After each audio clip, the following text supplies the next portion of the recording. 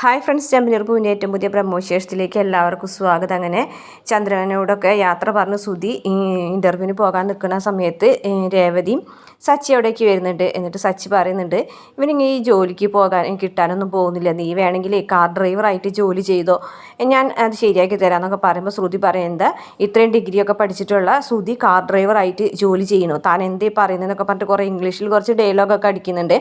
അന്നേരം സച്ചി പറയുന്നുണ്ട്, നീ ഇംഗ്ലീഷൊന്നും പറഞ്ഞ് വറ്റാൻ നോക്കണ്ട, പക്ഷേ ഞാനൊരു കാര്യം പറഞ്ഞിരിക്കാം, ഈ ജോലി ഇവന് കിട്ടൂല, ഇവൻ ജോലിക്കൊന്നും പോകാനും പോകുന്നില്ല, ഞാൻ പറയുന്ന വാക്ക് നിങ്ങൾ സൂക്ഷിച്ചു വെച്ചോളാൻ പറയട്ടോ.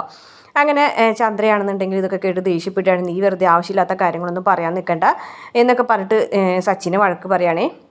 അതിന് ശേഷം അവർ പോയതിന് ശേഷം വീണ്ടും രേവതിനെ ചന്ദ്ര പരിഹസിക്കുന്നൊക്കെയാണ്, നീ എല്ലാ കാലത്തും ഇതുപോലൊരു പൂക്കടയിട്ട് ഇത് ഈ വീടിൻ്റെ മുന്നിൽ ഇരുന്നിട്ട് ഇങ്ങനെ ഇരിക്കത്തേ ഉള്ളൂ, വേറെ പ്രത്യേകിച്ച് എന്താണ് നിനക്ക് ഇതിൽ ഉയർച്ച ഉണ്ടാവാൻ പോകുന്നത്.